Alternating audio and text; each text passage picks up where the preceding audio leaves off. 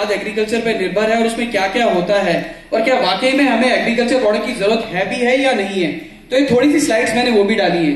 तो अगर आप देखोगे तो भारत में एक बहुत बड़ा एग्रीकल्चर बेस है आज के समय पे, और एक तिहाई, ये अगर मैं स्लाइड को अपडेटेड करूं तो ये कहूंगा एक तिहाई पॉपुलेशन आज भी एग्रीकल्चर पे डिपेंडेंट है, वो प्रत्यक्ष या अप्रत्यक्ष रूप से, डायरेक्टली इनडायरेक्टली। और लगभग 18 to 20% कॉन्ट्रीब्यूशन आज भी हमारे कुल जीडीपी का कॉन्ट्रीब्यूशन एग्रीकल्चर से जाता है, तो हमारे लिए बहुत ही इंपॉर्टेंट है। इस स्लाइड में अगर आप देखेंगे कि इंडिया की पोजीशन वर्ल्ड वाइड एग्रीकल्चर से अगर मैं इसको चेक करता हूं तो वर्ल्ड वाइड अगर आप देखें आज हम लोग इरिगेटेड लैंड मतलब ऐसी जमीन मौजूद होना हमारे देश में जहां पे आसानी से पानी मौजूद है। तो अगर हम इसको कंपेयर करते हैं इंडिया और वर्ल्ड का, तो आज हम नंबर 1 पे आते हैं। पूरे विश्व में आज भारत का रैंक नंबर 1 है अगर हम ऐसी जमीन की बात करें जहां पे सिंचाई करना संभव है, ऐसी जमीन की बात करें जहां पे कृषि की जा सकती है, उस हिसाब से हम पूरी दुनिया में नंबर 2 पे आते हैं। यानी अपॉर्चुनिटीज बेशुमार हैं, हमारे पास पानी भी है, हमारे पास संसाधन भी है, हमारे पास ऐसी जमीन भी मौजूद है जहां पे कृषि की जा सकती है। हम लोग विश्व में नंबर 1 और नंबर 2 पे आते हैं। अगर हम अलग अलग फसलों की बात करें तो हम लोग ग्राउंडनट यानी मूंगफली, आप जानते हैं, विश्व में नंबर 2 पे आते हैं। हम लोग शुगर केन यानी गन्ने पे नंबर 2 पे आते हैं। ये बता सकते हैं क्या है जो आगे सरसों, तो अपना जैसा लगता है ना, ये सबकी फोटो देख के हैं, अपनी बात कर रहे हैं, अपने गांव में ये सब होता रहता है। तो हम लोग सरसों में भी नंबर 3 पे आते हैं। मतलब इससे अच्छा क्या हो सकता है। हमारा देश जब कृषि की बात आती है, इरिगेशन की बात करें तो नंबर 1, ऐसी जमीन की बात करें कि जहां पे कृषि की जा सकती है उसमें नंबर 2 पे, और अलग अलग फसलों और अनाजों में हम लोग नंबर 2 और नंबर 3 पे आते हैं। सो ये तो सुनहरी पिक्चर है देश की। उसी तरीके से गेहूं की उत्पादन की अगर हम बात करें तो पूरे विश्व में हम लोग नंबर 2 पे आते हैं उत्पादन में। उसी तरीके से चावल की बात करें तो उसमें भी नंबर 2 पे आते हैं। अलग अलग अगर अनाज की बात करें तो उसमें हम लोग नंबर 1 पे आते हैं। सो मतलब ये सब देखने के बाद लगता है कि हम तो वाकई में भारत एक क्या है, कौन सी चिड़िया है, सोने की चिड़िया है। लगता नहीं है, गम एक होता है ना, बहुत कॉन्फिडेंस महसूस होता है कि हम लोग सब जगह तो अच्छा कर रहे हैं, फिर हमारी इतनी दिक्कत क्या है। हम बार बार कहते हैं कि किसान आत्महत्या कर रहे हैं, किसानों को ये चैलेंज है, किसानों को वो प्रॉब्लम है, लेकिन जब हम डेटा के ऊपर बात करते हैं हम देखते हैं हम हर जगह अच्छा कर रहे हैं। मतलब आगे उससे भी आगे चले तो आप देखेंगे चाय के उत्पादन में भारत विश्व में नंबर 2 पे आता है। अगेन कॉटन में नंबर 3 पे आता है। और ट्रैक्टर्स की फोटो मैंने इसलिए डाली जब मैंने इसका डेटा रिसर्च करा था, because now technology has overcome. पुरानी पहले बैल के जरिए खेती की जाती थी, अब किससे की जाती है, अब की जाती है ट्रैक्टर और नए संसाधनों का इस्तेमाल कर रहे।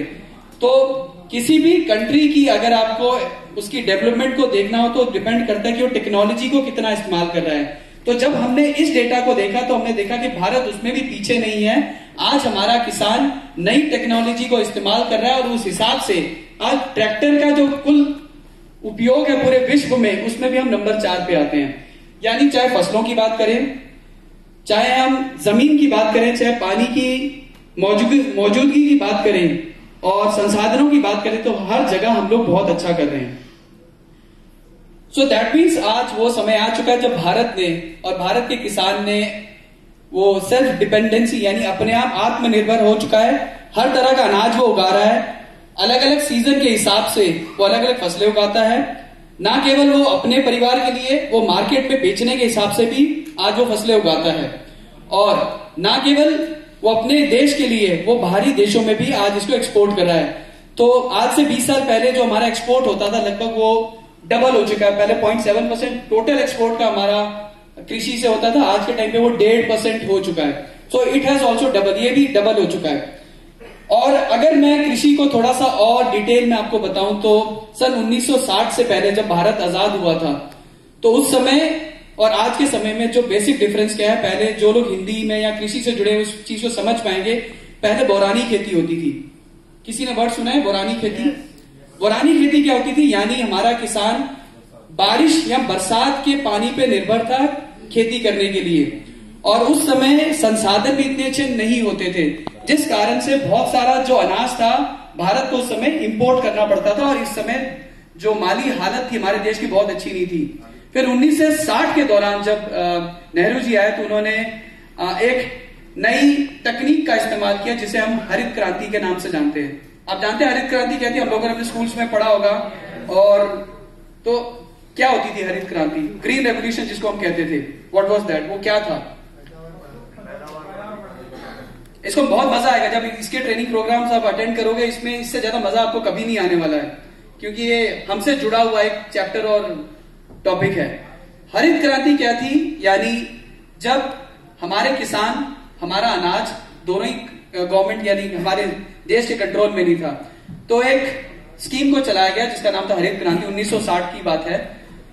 नए बीजों का इस्तेमाल, जिसको संकर बीज कहते हैं, संकर बीज ऐसी यानी जेनेटिकली मॉडिफाइड बीज जो थे उनका इस्तेमाल करना शुरू किया गया। एनपीके, नाइट्रोजन, फास्फोरस और पोटेशियम या यूरिया का इस्तेमाल उस दौरान शुरू किया गया। और कनाल्स का प्रिपरेशन यानी कि मेन नदी से गांव कस्बों तक पानी को पहुंचाने के लिए कनाल्स का इस्तेमाल शुरू किया गया। तो ये हरित क्रांति का दौर था। इस दौर का शुरू होने के बाद किसानों को यह बताया गया कि आप अपने खेतों में ज्यादा से ज्यादा बुआई कर सके, बीजों का, अच्छे बीजों का इस्तेमाल करें। इसमें सब्सिडी दी गई और लोगों को आदत डाली गई कि आप यूरिया, डाया, 3 चीजों का, बेसिकली एनपीके का कॉम्बिनेशन, नाइट्रोजन, फास्फोरस और पोटाश का इस्तेमाल करें। वो था 4, 2 और 1 की रेशो में, टोटल 7 केजी 1 हेक्टेयर में डलता था। 1 हेक्टेयर में ऐसा कुछ था। लेकिन धीरे धीरे क्या हुआ, जैसे समय बीतता गया, किसान अब अनपढ़ है, उसको नहीं पता था कि एनपीके कुछ होता है, वो सिर्फ यूरिया का इस्तेमाल करने लगा, जो बेसिकली सिर्फ नाइट्रोजन का इस्तेमाल करता चला गया। अब अधिक मात्रा में नाइट्रोजन का इस्तेमाल करने से हुआ क्या, अब जो जैसे इंसान की रोग प्रतिरोधक शक्ति होती है, रोगों से लड़ने की शक्ति होती है, उसी तरीके से जमीन की भी होती है और पौधे की भी होती है। अब मान लीजिए हम ज्यादा से ज्यादा प्रोटीन खाते रहे, विटामिन ना लें, मिनरल्स ना लें, तो क्या होगा, हमारी बॉडी में प्रॉब्लम होना शुरू हो जाएगी। उसी तरीके से क्या हुआ, जमीन में ज्यादा यूरिया का इस्तेमाल करने से उसका पीएच बैलेंस जो है वो खराब होता चला गया। अब जब पीएच बैलेंस उसका खराब हुआ, अगर ये टफ लगे, ना समझ में आए, मुझे बता देना, so that I can break, वहीं पर रोक के आपको मैं बता सकूं मैं क्या कहना चाह रहा हूं। सो पीएच बैलेंस अगर जमीन का जो 7 न्यूट्रल रहता है, अगर ये आगे पीछे होता है, तो वाटर एब्जॉर्प्शन जो कैपेसिटी है जमीन की वो कम हो जाती है। तो इसी कारण से सूखे की कंडीशन जो है धीरे धीरे पैदा होना शुरू हो जाती है। सो जिसकी वजह से बहुत सारी बीमारियां होने लगी, प्रोडक्शन लो होने लगी, पानी की मात्रा जो कैपेसिटी है जमीन की एब्जॉर्ब करने की वो कम होने लगी, और एक बहुत सारे चैलेंजेस खड़े हो गए इंडियन एग्रीकल्चर में। और इसको कह सकते हैं कि सही जानकारी किसानों को ना मिलने के कारण उसने गलत चीजों का उपयोग करना शुरू कर दिया। और आज हम जो जितनी भी जेनेटिकली मॉडिफाइड प्रॉब्लम्स है, चाहे कैंसर है, चाहे डायबिटीज है, चाहे ब्लड प्रेशर है, कोई भी प्रॉब्लम्स है, ये हमारा अनाज के थ्रू ही आता है। कुदरत ने जमीन में न्यूट्रिएंट्स डाले, न्यूट्रिएंट्स के ऊपर ये पौधे पैदा होते हैं, पौधे के जरिए अनाज बनता है, अनाज हमारे पेट में जाता है और उसके जरिए ही हमें न्यूट्रिएंट्स और टॉक्सिन्स दोनों मिलते हैं। अब पिछले 20 साल में क्या हुआ है कि न्यूट्रिएंट्स कम होते चले गए और टॉक्सिन्स बढ़ते चले गए, और टॉक्सिन्स बढ़ने के कारण ये सारी बीमारियां होने लगी। हमारे लिए अच्छी क्या बात है कि हम लोग एक ऐसी इंडस्ट्री में काम कर रहे हैं जहां पे हम लोग हेल्थ को प्रमोट करते हैं, और हेल्थ तब तक कंप्लीट नहीं है जब तक आपकी जमीन से आने वाला अनाज सही नहीं होगा। सो हम लोग एक ऐसी कैटेगरी में जाने वाले हैं जो आपके हेल्थ के इस पूरे सर्कल को कंप्लीट करेगा। सो हम लोग क्या कहेंगे, ना केवल बनने के बाद आप अच्छे प्रोडक्ट लो, बल्कि आप ऐसे प्रोडक्ट की उत्पादन करो जो वाकई में जमीन से सही आए। उसके लिए हमें जमीन के भी ऊपर काम करना पड़ेगा, हमें प्रोडक्ट भी ऐसे इस्तेमाल करवाने पड़ेंगे किसान से जो बिल्कुल सही और सही चीज आने वाले समय में आपको देते हो। सो दूसरा चैलेंज, और आप जानते हैं भारत में एक चीज की कमी नहीं है, और पॉपुलेशन की, है ना। अब दिल्ली एनसीआर कब हो गया, लुधियाना कब नया लुधियाना बन गया, एक बॉम्बे न्यू बॉम्बे कब बन गया, पता नहीं चला। और ये जमीनें कौन सी हैं जहां पे आज से 20 साल पहले क्या होती थी, खेती होती थी। अब यानी खाने वाले पेट बढ़ते जा रहे, पॉपुलेशन इंक्रीज हो रही है, लेकिन जिस जमीन पर अनाज पैदा होता था, कंट्री की डायमीटर और ये तो बढ़ेगा नहीं, इरिगेटेड लैंड उतनी रहने वाली है, एरेबल लैंड भी उतनी रहने वाली है, बट सेम जमीन से आपको प्रोडक्शन इंक्रीज करनी है। अब आप कम जमीन से पैदावार ज्यादा कैसे करेंगे, ज्यादा से ज्यादा यूरिया और पेस्टिसाइड्स का इस्तेमाल करके, या आप इंपोर्ट करेंगे। So government what will they do, वो उनका एक ही तरीका है, वो किसान को और बोरियां बेचेंगे और सब्सिडी देंगे कि आप ज्यादा यूरिया डालो, आप ज्यादा केमिकल्स का इस्तेमाल करो, यही होगा और यही हो रहा है। जब ये ज्यादा होगा तो क्या होगा, हमारे पास 20 साल या 30 साल के बाद इंसानों के पास सब कुछ होगा, गाड़ियां होगी, मकान होगी, बट खाने के लिए अनाज नहीं होगा। और ये रियल प्रॉब्लम वर्ल्ड वाइड ये होने वाली है। वाटर एंड प्रॉपर फूड जो कहते हैं ना, दोनों की जो कमी है वो होने वाली है। अभी रिसेंटली अगर आपने न्यूज को फॉलो करते हैं, आज से Cape Town is a very known city, मतलब साउथ अफ्रीका में वाटर क्राइसिस है आज के टाइम पे, वहां पे पानी नहीं है, वहां पे पानी खत्म हो चुका है। और वही कंडीशन आज हमारे बहुत सारे शहरों में हो चुकी है, जहां पे अधिक ट्यूबवेल का इस्तेमाल कर करके, बोरवेल्स का इस्तेमाल करके आपका वाटर टेबल बिल्कुल नीचे जा चुका है पूरी कंट्री का। तो ये सिचुएशन पैदा हम लोगों ने खुद करी है, और हमारी जैसी कंट्री जो इंडिया में, ये प्रॉब्लम और भी बड़ी होने वाली है, बिकॉज यहाँ पे नॉलेज शेयरिंग बहुत बाद में होती है जब प्रॉब्लम क्राइसिस खड़ा हो जाता है। और एक क्राइसिस, लेकिन हम सब मिलकर, एक बहुत बड़ी पॉपुलेशन है हमारी आईएनसी एसोसिएट्स की, अगर हम ये बीड़ा अपनाते हैं और एक इंफॉर्मेशन के जरिए हम अपने किसानों तक पहुंचते हैं थ्रू प्रोडक्ट्स, और एक जैसे हम लोगों ने हेल्थ में किया है, अगर एग्रीकल्चर में भी करते हैं तो हम लोग ना केवल अच्छा बिजनेस कर सकते हैं और अपने देश के लिए भी एक बहुत बड़ा काम कर सकते हैं तो मैं तो इसको प्रोडक्ट सेलिंग नहीं कहता हूं, मैं तो इसको कॉन्सेप्ट सेलिंग कहता हूं कि हम तो एक नई उम्मीद, नई ऊर्जा और नए कॉन्सेप्ट के साथ मार्केट में उतरने वाले हैं। तो क्या आप मेरे साथ तैयार हैं सब? क्योंकि मैं प्रोडक्ट पे डायरेक्ट डिस्कशन नहीं करना चाहता था, मैं चाहता था कि इट इज ए फीलिंग, ये इमोशंस हैं हमारे देश के साथ। और जब मैं सत्यम सर या अशोक सर के साथ बैठता हूँ, वी ऑलवेज टॉक अबाउट, हम बात देश की करते हैं, और झंडे को जब लगा के घूमते हैं साथ में, तो फिर तो क्यों ना इसकी कंप्लीट बात करें। सो वो तब तक कंप्लीट नहीं है जब तक हमारा किसान आज ठीक नहीं है। सही कह रहा हूं ना मैं? तो ये प्रोडक्ट इमोशनल है, और जब हम इमोशन के साथ इसमें उतरेंगे फील्ड में, तो बिजनेस तो अच्छा करेंगे ही, सीपीज तो बहुत जल्दी ब्रेक करेंगे ही करेंगे अपनी लेग्स, सब स्विट्जरलैंड जाएंगे लाएंगे, लेकिन अपने देश को भी एक अच्छा सोने की चिड़िया बना के देंगे। तो अब हम इसके ऊपर प्रोडक्ट की बात करते हैं। तो ये तो इसके पीछे की फीलिंग्स थी। अब हम जो प्रोडक्ट लेके इसमें आए हैं वो बेसिकली एक है आईएमसी इनहैंसर। अब नाम इसका बहुत सिंपल है, लेकिन इनहैंसर वाकई में बहुत बड़ा कमाल का प्रोडक्ट है, क्योंकि ये मार्केट में पहला ऐसा प्रोडक्ट होगा डायरेक्ट सेलिंग में जिसमें आपकी क्रॉप को और अच्छा करने की इसमें सारे तत्व मिले होंगे। अब इसमें ह्यूमिक एसिड है, इसमें सीवीड एक्सट्रैक्ट है, फुलविक एसिड है, अमाइनो एसिड्स हैं। इसको मैं बहुत डिटेल में नहीं, बहुत सिंपल भाषा में आपको समझाता हूँ। ह्यूमिक एसिड बेसिकली ह्यूमस है, और ह्यूमस कहां मिलती है? आप अगर पहाड़ों पे चले जाएं और पहाड़ों से जब पत्तियां गिरती हैं और वो डीकंपोज होने के बाद उसको कहते हैं खाद बन जाती है, तो उसमें ह्यूमस क्रिएट होती है, और वो सबसे ज्यादा उपजाऊ मानी जाती है वहां की जमीन, पहाड़ों की। लेकिन वो हमारे लिए आज पॉसिबल नहीं कि पहाड़ों की जमीन हम राजस्थान तक लेके आए या यूपी तक लेके जाएं। लेकिन हम क्या कर सकते हैं? अगर हम ह्यूमिक एसिड का इस्तेमाल करते हैं। ह्यूमिक एसिड बेसिकली क्या करता है, जब पौधे की जड़, अब कोई आपने बीज लगाया है, कोई हमने बचपन में अपना पौधा भी कोई उगाया होगा या आज आपने खेती करी होगी, तो बीज हम लगाते हैं क्यों लगाते हैं हम बीज? नया पौधा उगाने के लिए। नया पौधा उगेगा तो क्या होगा? फसल होगी, अच्छी फसल होगी तो क्या होगा? पैदावार अच्छी होगी, पैदावार अच्छी होगी तो क्या होगा? सबका फायदा होगा, मुनाफा होगा, मुनाफा ही होएगा सबका। अब मुनाफे के लिए ह्यूमिक एसिड बहुत काम का है। ह्यूमिक एसिड क्या कहता है? बेसिकली इसमें पॉजिटिवली चार्ज पार्टिकल्स होते हैं जिसको कैटायंस कहते हैं सिंपल भाषा में। इसमें चुंबक होती है जो न्यूट्रिएंट्स को खींचती है। अब जमीन के अंदर क्या न्यूट्रिएंट है? आपने खाद डाली, मान लीजिए आपने अपना एग्रो ग्रोथ बूस्टर डाला है या कोई और खाद डाली, वो क्या न्यूट्रिएंट्स है।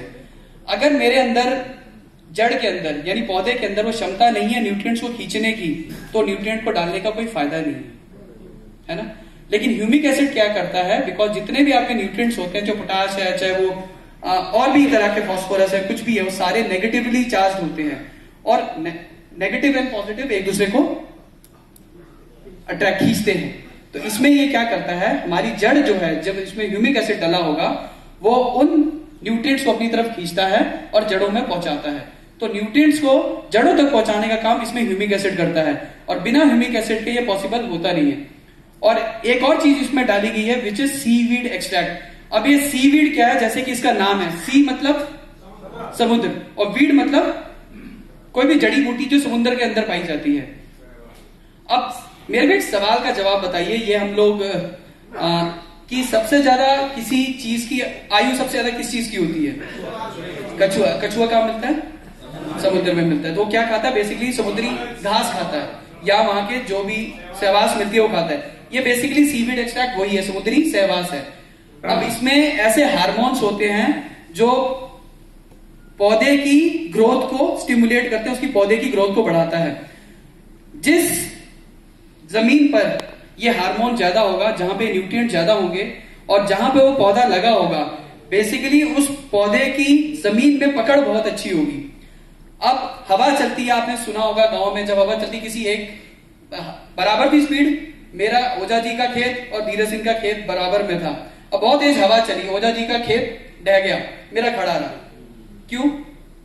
क्योंकि मेरी जड़ें भी मजबूत थी और मेरा तना भी मजबूत था, मेरे अंदर स्ट्रेंथ थी। वो स्ट्रेंथ कहां से आई? बेसिकली जिस पौधे के अंदर ये हार्मोन रहेगा जो उसको स्ट्रांग बनाएगा, स्पिरुलिना जैसे आप कह रहे हो, अगर हम स्पिरुलिना खाएंगे तो हम भी वैसे रहेंगे। जिस पौधे में ये हार्मोन रहेगा वो उसको स्ट्रांग बनाता है। सो ये हार्मोन कहां से आएगा? सीवीड से आएगा। मार्केट में जो प्रोडक्ट आता है वो सीवीड अलग से आता है, ह्यूमिक एसिड अलग से आता है। ये सिर्फ अकेला हमारा आईएमसी एनहांसर ऐसा है जिसमें सीवीड भी अंदर है और ह्यूमिक एसिड भी एक साथ ही अंदर है। साथ ही साथ अब आम का पौधा आपने देखा, आम का पेड़, अब इसका फोलियर स्प्रे किया।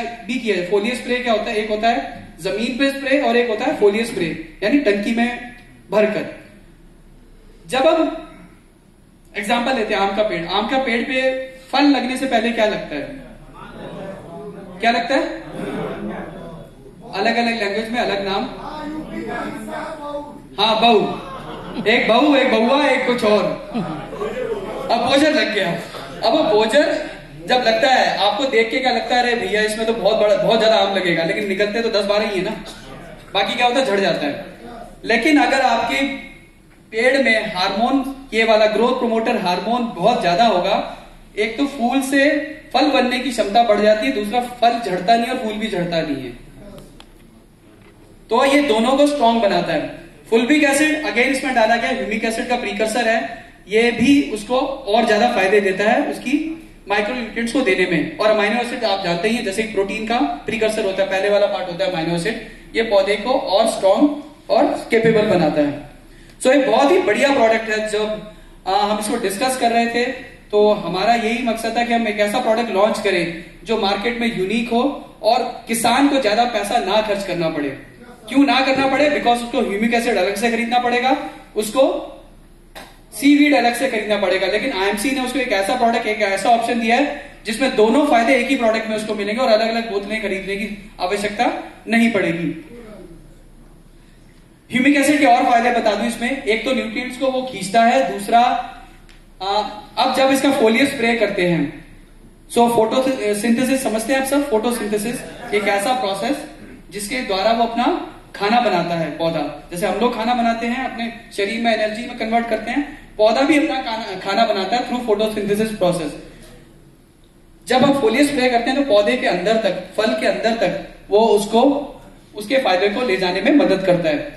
दूसरा, टॉक्सिन्स, जमीन पे जो आपने केमिकल्स का छिड़काव किया था या पहले से जो जमीन में टॉक्सिन्स थे, ये न्यूट्रिएंट्स को खींचने में मदद करता है और टॉक्सिन्स को भगाने में मदद करता है। तो टॉक्सिन्स को दूर करेगा, पौधों में कम टॉक्सिन जाएगा और फायदे ज्यादा जाएंगे। दूसरी और चौथा सबसे बड़ा बेनिफिट है आईएमसी के इस प्रोडक्ट का, जब बारिश होती है आज से 20-30 साल पहले या 10 साल पहले आपने देखे लंबे लंबे सांप निकलते थे, अब नहीं दिखता है वो। अब गांव में दिखता है, शहरों में केचुआ आपको नहीं दिखता है। क्यों? उपजाऊ जमीन, बेसिकली जमीन उसी से उपजाऊ होती है।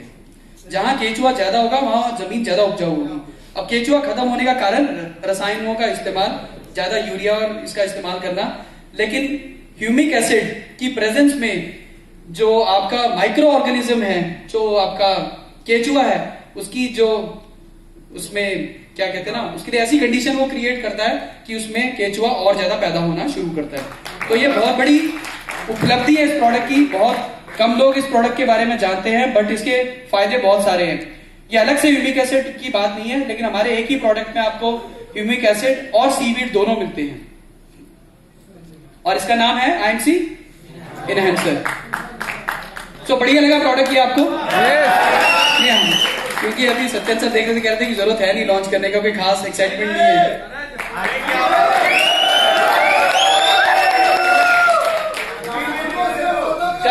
और इसका सीजन आपको पता है, हमारे भारतवर्ष में 2 सीजन होते हैं क्रॉप्स के, एक बरसात से पहले का, मतलब अभी जो चलने वाला है, और एक होता है सर्दियों में, एक रबी और एक खरीफ है ना। एक अक्टूबर से शुरू होगा और एक अभी मार्च से शुरू हो जाता है। बिना सीजन ही डलवा देंगे सर।